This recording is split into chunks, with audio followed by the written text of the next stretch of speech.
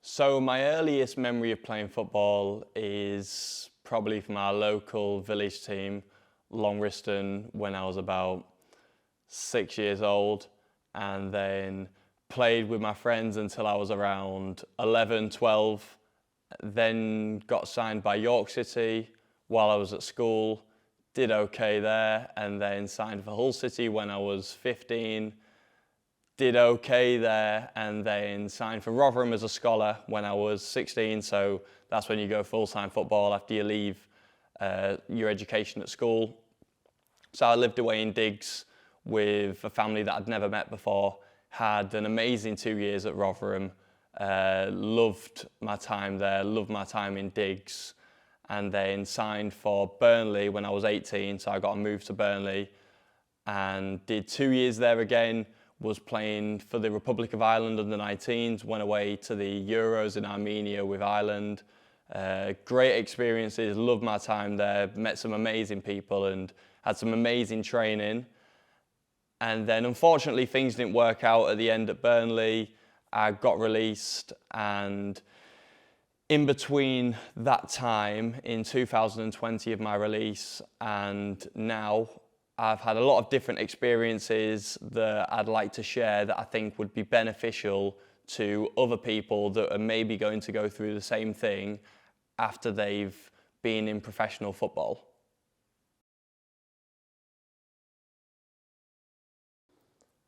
So it's about September time after I've been released from Burnley the previous May, and I've never struggled with motivation ever in my life.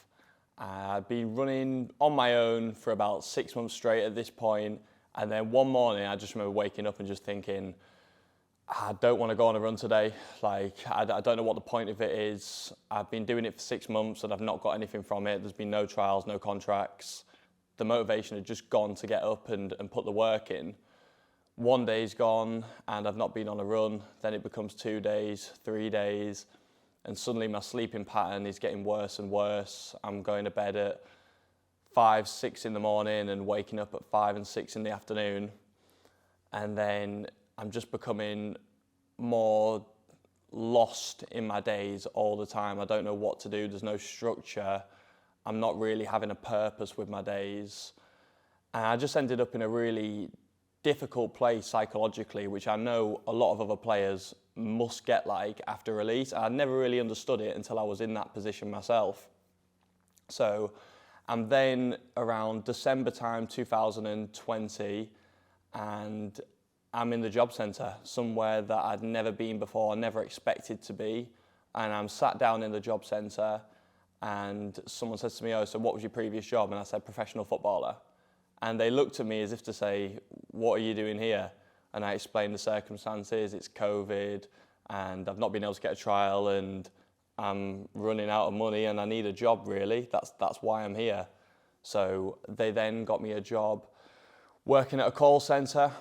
So I went to a call centre in Hull and spent around 4 or 5 months there, cold calling every day, and I hated it, hated every minute of it. It was just the shock of being a professional footballer 12 months previously, training with people that I'd looked up to from a really young age, to suddenly working in an office, cold calling from 9 in the morning till 7 at night. And that was really difficult. And during that time, I began to get lower and lower as I'd wake up in the morning and I just would want to go straight back to sleep and never wake up. I did not want to live the days that I was awake at all.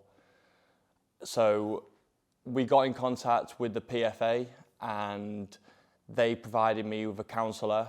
So I had counselling for around 12 weeks and that saved my life, to be honest with you. It was something that I never thought I'd have to have, something I was quite closed off to whilst I was playing.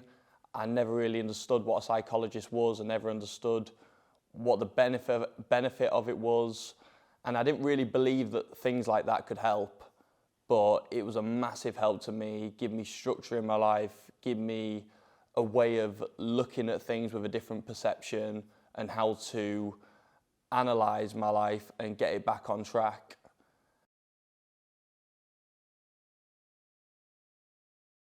So after about 5 months working in the call centre, I decided that I'd had enough of that for the time being. So I left the job in the call centre and went and got a job working in an office, putting betting shows on in Howden, which was quite an easy gig, to be fair. It wasn't that bad, but it didn't give me the same thrill that obviously football did. And I think that's the big issue that a lot of players will find themselves in, is that they might find a job that isn't too difficult, isn't too hard, and it's not, you don't hate going, but the difference in motivation to go in every day and have that excitement of playing football, that thrill, that potential of what you could maybe go on and achieve, isn't there with a lot of other occupations when you compare the two and when you've lived both lifestyles. So I did that job for about 6 months and then was made redundant from there, and I'm back on unemployment benefits again through no choice of my own. Do about a month unemployed again, and then I said to my dad, I said, just get me anything at your workplace. He works at the council, so I said, just get me anything. And he turned around to me and said, you're not gonna like it, but there's like a place on the binman if you want to go do a bit of work there. And I just said, yeah, let's do it. Like, I need money. So I went and worked as a binman for about 3 months. And do you know what?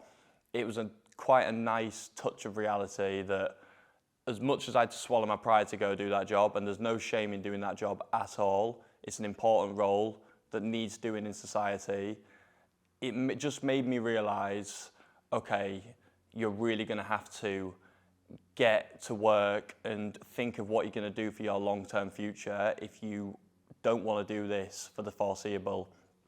And it also got me thinking when I was speaking to people around the council and around the environment of, right, okay, there's going to be other players that are in my position 12 months previously where they've just been released from a football club who are now going to be looking for jobs, and they're going to end up in the same place as I am. And I thought, what can I do to make a difference and make a change for them lads who are released? Because I know what I've been through, I know what they're going to go through, and what can I do, or what can I create to try and stop lads ending up in a very difficult situation financially, psychologically, and with their occupation that they don't want to be involved in.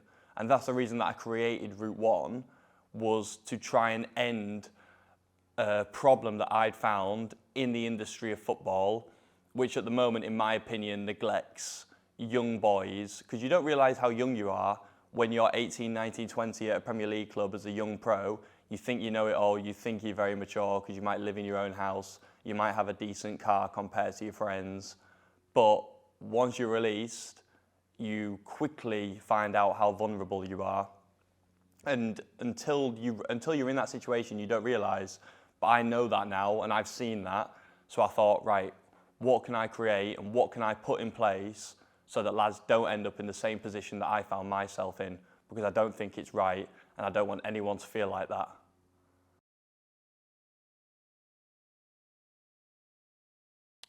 So this is something that I've not spoke about on camera ever before, and I don't really speak about ever unless I'm with extremely close friends. But during a period of my life where it was difficult, when I was out of contract and unemployed, whether I felt suicidal or not, it's difficult to say. When people always say to me, oh, did you feel suicidal, or were you depressed? It's incredibly difficult. It's an incredibly difficult question to answer when I'm still sat here in a much better place now. But I remember going to sleep and not wanting to wake up. And when I did wake up, I just thought, I don't want to be alive, really. I don't want to live the day. I don't want to get out of bed. I just want to wake up from this nightmare or stay asleep. I remember walking through Leeds at the time and looking over bridges thinking, is it high enough to kill me, and is it low enough that I won't have to think about it? And that is, when I look back now, it's very, very strange to think that I even had them thoughts. And at the time, I remember feeling so normal about it that I didn't care. That was the strange thing. I remember looking in the mirror at times when I'd not had a shave for weeks, or I'd not had a haircut, because I literally looked at myself and I thought, I don't care. Like, I don't care about myself. It makes no difference to me. If someone would have stole my car or nicked everything I owned, I would have probably just turned around and gone, oh, well, it doesn't matter. Because I felt like I'd lost everything already through football. So anything else that was taken away from me, it didn't matter to me. I'd already lost I'd already lost everything that I could lose, in my opinion, at that moment in my life. And if it wasn't for the PFA's counselling, had I had them thoughts for any longer, maybe I wouldn't be here today. I don't know. It's very difficult for me to say or comprehend at this time in my life. But the PFA's counselling definitely saved my life, in my opinion. And if anybody, any young player or any young athlete ever feels like they can't continue, the first thing I would recommend is to ring the PFA and apply for the free counselling that you're entitled to, because it does make a huge difference to your life, and can be the difference between being here and not being here, and having them negative thoughts and getting over them. It's an amazing experience when you come out the other side and realise how beneficial it was to you.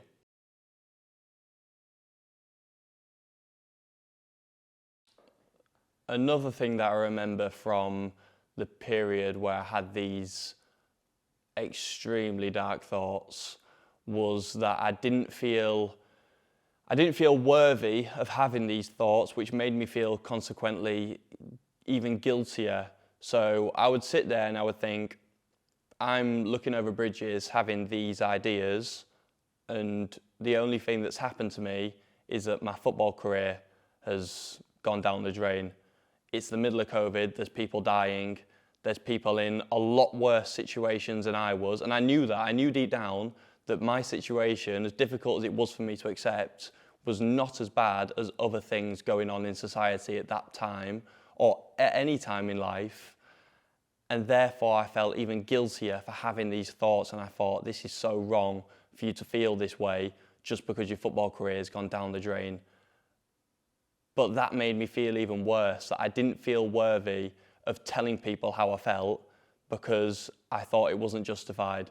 I thought if I said to someone, I'm having these thoughts because my football career's ended, they think, my God, he needs a grip of reality, or what, the young footballer's upset or unlucky. I didn't feel people would fully understand. And the biggest surprise I had is that when I did tell my friends and my family, is the way they responded with complete love and support, and did everything they could to look after me and make sure I was okay. And I would recommend to any young athlete who feels it that way at any time in their life, no matter what the reason is, whether it's to do with sports or whether it's to do with anything else in your life that's going on, is just to tell your friends and family, because the people who love you always support you and will always look after you. And I don't think there's anyone out there who could hear that from someone that they're close to and not respond in a caring way. So don't ever be afraid of telling people. It doesn't matter whether you feel justified to feel that way or not. If that's how you feel, that is how you feel, no matter what the reason is. And you can always tell people, you can tell your friends, you could tell me, give us a message if you want to. I'm always available to speak to and help and get on the way to getting back on track.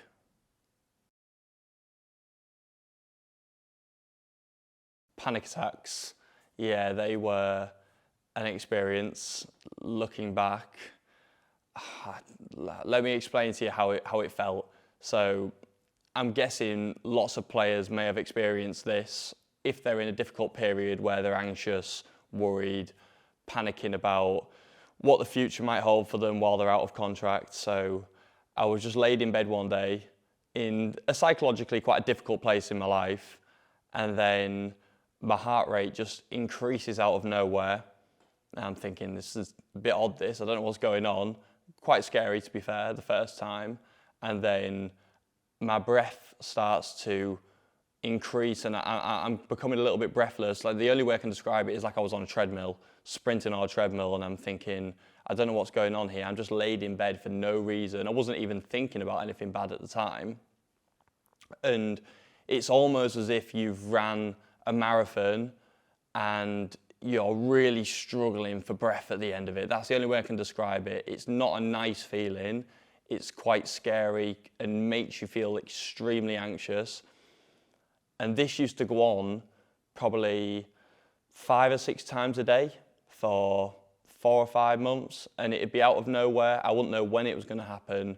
Just all of a sudden, my heart rate would increase, I would become breathless, and then it would filter out. And they're scary things, panic attacks. However, when I was having my counselling, she gave me a great way of looking at them, and she said, okay, so a panic attack is a sense of intelligence because it's your body and your mind recognizing that you're anxious. So it's just a signal to you to show that you're anxious. And she said, what happens at the end of a panic attack? And I said, well, it just calms down, that's the end of it. And she said, exactly. So she said, whenever it starts, you just have to ride the wave, and you know what's going to happen at the end. It's going to rise up, it's going to crash, and it's going to flow through. And by the end of it, you'll be fine. So as long as you keep focusing on that whenever you're having them, they'll become easier and easier and easier.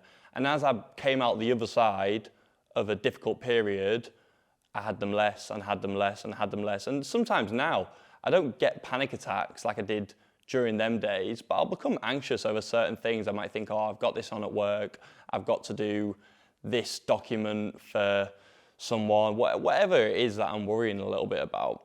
At times, my heart rate will increase and I'll become a little bit panicked, but you learn to deal with it, and it becomes so normal to you that it doesn't even bother you anymore. So as long as it's just about experience and about getting used to it and understanding that there's nothing wrong with it at all, and it will pass once you've been through a bad period.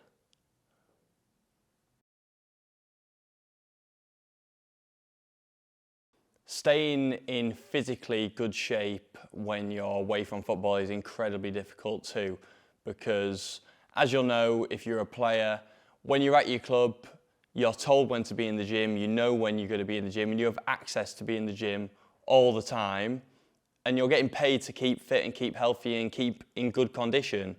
Whereas for me, when I left football, I went through a period of around 6 months where it was easy for me to go in the gym, and it was easy for me to keep on running on my own, off my own back.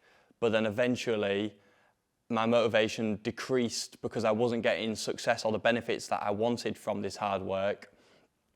And I ended up becoming a lot skinnier, a lot weaker, and looking a lot different to how I had done when I was playing football, because I wasn't in the gym and I wasn't doing the right things. So it's really important that when you're not at a football club or you're not contracted, whether you're looking to get back into playing full time or whether you're looking to get another job working somewhere else, that you consistently stay physically healthy and you're still going to the gym, you're still running, you're still getting the benefits of that exercise, because staying fit, lean and strong is very important for any athlete to keep psychologically well.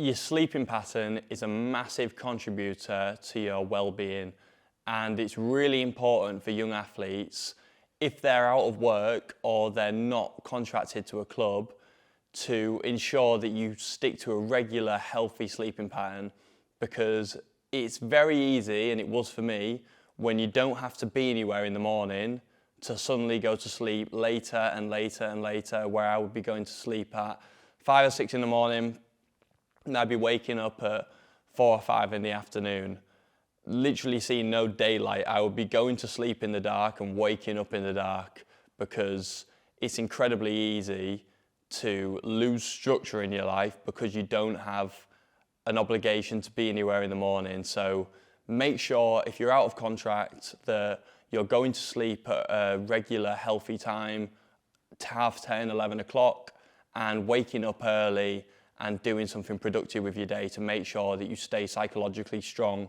through periods where you've no obligation to be anywhere the next day.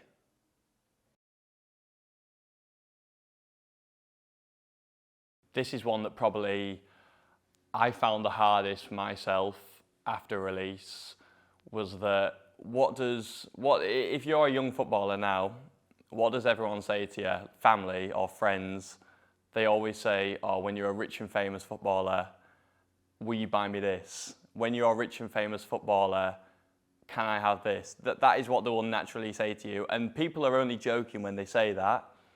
But at the same time, there is a tinge of seriousness about it, because it isn't unattainable. If you're a young player, you're not that far away from these dreams that you've chased, or this amount of money a week. It is possible. You're on the road to achieving that. And the amount of pressure that young players can feel from external factors like family and friends can be extremely difficult to come to terms with if that isn't achieved. So when I didn't achieve what I set out to, or what I promised I could do for people, I just naturally felt guilty, straight away, that I wasn't able to pay my parents' mortgage off by the time I was 24, or be able to buy my auntie a bungalow like she used to joke about since I was 7 years old. All these different things that people were joking about, but realistically, you put yourself in a position when you're a player that you think, do you know what, if I work really hard and I get the odd break, I might actually be able to do that. And the higher up the ladder you get, the closer you get to a first team, the more you start to get a taste of it, and you can sense it. It's not that unachievable, it's not that unrealistic, and if you don't achieve that, suddenly you then feel guilty for not being able to produce it. And no one should feel like that. It's not your fault or not your responsibility to financially provide for other people just because you're a young professional footballer. And no one should have that pressure around them that how much they earn defines who they are and what they should be able to do in their life. I think the guilt probably came from such a young age. My parents sacrificed so much to get me to football games when I was playing for underage teams, when I was at York, when I was a young lad, or Hull, Rotherham, wherever it was. So they're driving me around everywhere. They're paying the petrol. They're sacrificing a lot so I can have a chance of achieving this dream of becoming a footballer. And when you don't make it, suddenly you feel responsible and guilty for that failure and not achieving what they sacrificed so much to let you have the chance to do. So I would be sat there in my bedroom at 20 years old, distraught, in tears, because I felt like I'd let my family down because they'd sacrificed so much so I could have this chance of achieving this dream. And I felt like it was my fault. Even though I gave everything and tried as hard as I could, I still felt responsible for the failure of my football career. And the reality is that it wasn't my fault. That's just the game. Sometimes it works out for people, sometimes it doesn't work out for people. I just happened to be one of them people who it didn't work out for. Maybe I wasn't good enough, maybe I didn't have the luck. Whatever the reason, it doesn't really matter. It just didn't work out for me. That's life sometimes. And after I've been through counselling, you realise that sometimes things just happen in life and you've no control over it and you just have to move on from it.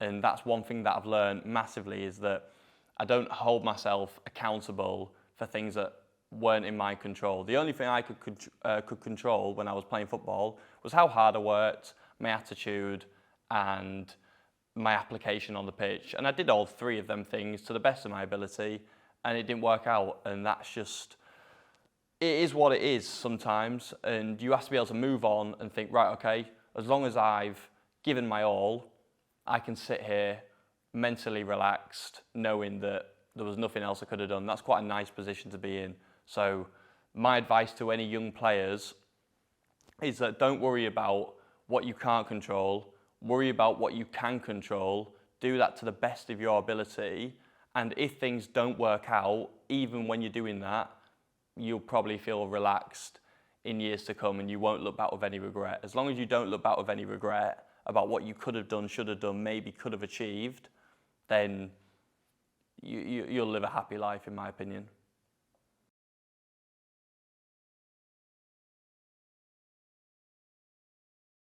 It can be easy for young athletes who find themselves in a difficult place to become distracted with unhealthy habits to make themselves feel better when they're feeling down. So I can say from my own personal experience, I've used gambling, drink, sex, porn, all four of them things at times in my life to make myself feel better or provide myself with a distraction that would stop me thinking about the negative stuff that was going on in my life. And all four of them are unhealthy habits when they're not controlled. You can still enjoy having a bet without having to do it for the sake of doing it. You can still have a drink with your friends socially without doing it to provide distraction.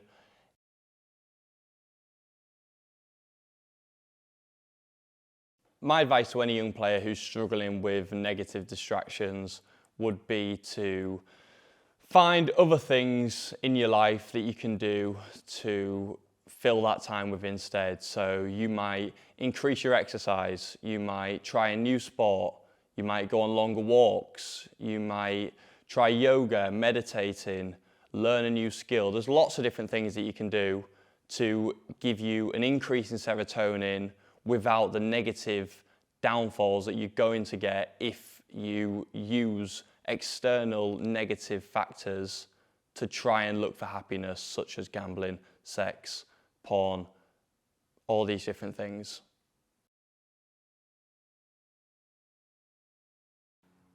Another thing that I struggled with for a long time was confidence, probably because when you're at a Premier League club or a young professional footballer at any club, when you're 18, 19, 20, it comes with just a natural amount of self-pride and self-esteem that you feel like you've done well. You know that everyone probably thinks that your job's pretty cool and that you're going to be successful in life, or you're already successful to certain people. That's what they think.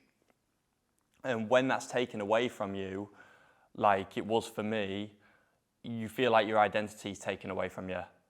That's the only way I can describe it, is that someone takes a piece of you and rips it out, and when it's taken away, you don't know how to go about your life. You don't know how to speak to people. People will say to you, "Oh, so what do you do?" And I had to sit there and go, "Yeah, well, I'm unemployed at the moment. I used to play football, but I'm unemployed."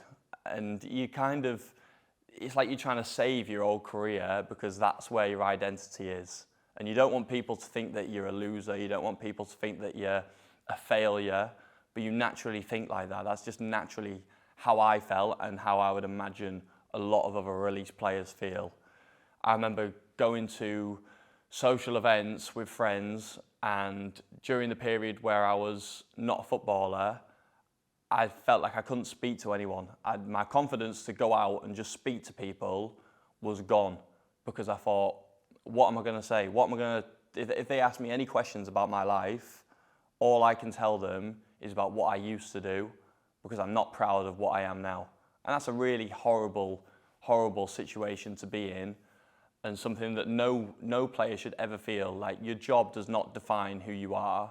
no matter whether that is a binman, a footballer, working in a call centre, a businessman, whatever that is, your job should not define how much respect people have for you. But at that time in my life, I believed it did. So when I felt like I was doing something that wasn't credible, I really struggled to speak to people and have the confidence to go about my day-to-day life because I felt judged by everyone, which was all in my head naturally. Like, that obviously wasn't true, but that was just a consequence of the pressures and the stigma that around a young professional footballer and how you feel society views you, even if it doesn't.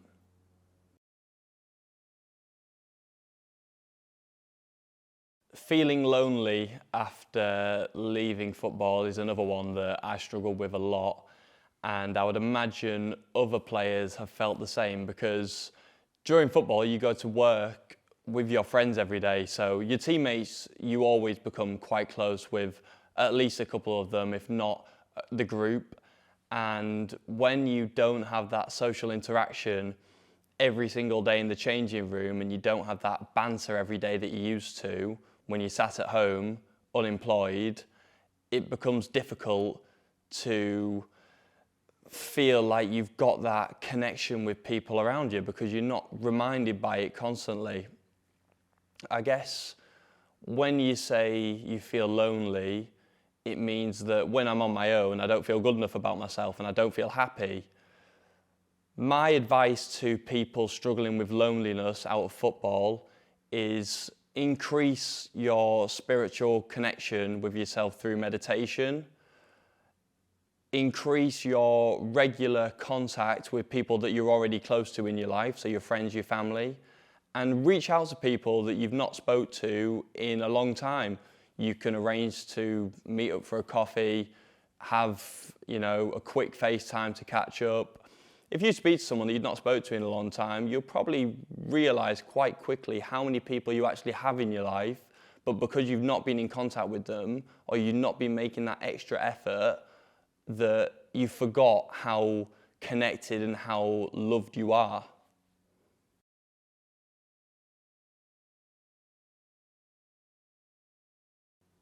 The negatives of social media and footballers. Instagram is the one I'm going to talk about. What a load of rubbish. Like, what a load of nonsense. And you don't realise it when you're playing, but I remember being 18, 19, 20, playing for Burnley, playing for Ireland. Every time I had a game, first thing that goes in the group chat is, where are the pictures? Because everybody wants to get the pictures from the game so they can put it on the social media, so they can get all these likes about them playing football that gives them an instant short hit of dopamine. What a load of rubbish. Like, it is a very difficult place and a very dangerous place to be when you're getting excited to post pictures on Instagram just so you can see who's liked your picture, how many likes you've got to make yourself feel better. Because that's all it is. That is all it is. There's a reason why people post pictures on Instagram.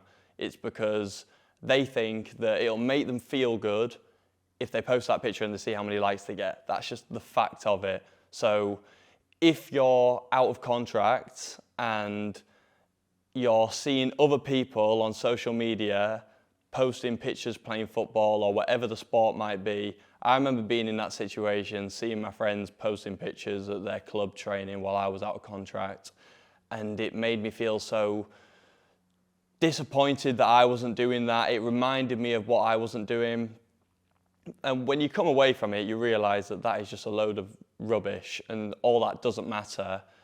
But if it does make you feel down, being on social media and seeing what other people are doing, then just come away from it. My advice would be, if you're out of contract, delete Instagram.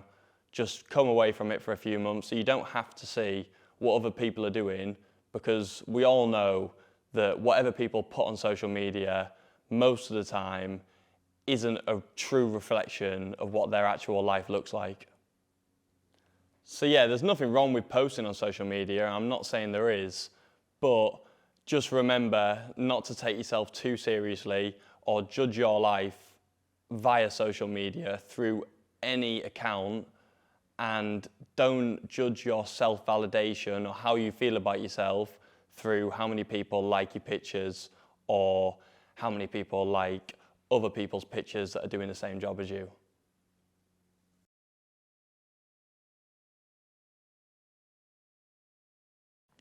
For someone who is, I'm told, perceived as quite confident, I thought it was important to share my experiences during football just to provide some comfort for people who are maybe going through a similar thing, or educate people who know someone who's going through a similar thing that I did in my life. And I think the big message is just to control what you can control, don't worry about what you can't control, and don't take yourself or life too seriously, because if you just accept a little bit of help, then things will always get better and there's always light at the end of the tunnel, as I'd like to think that I've shown through this video.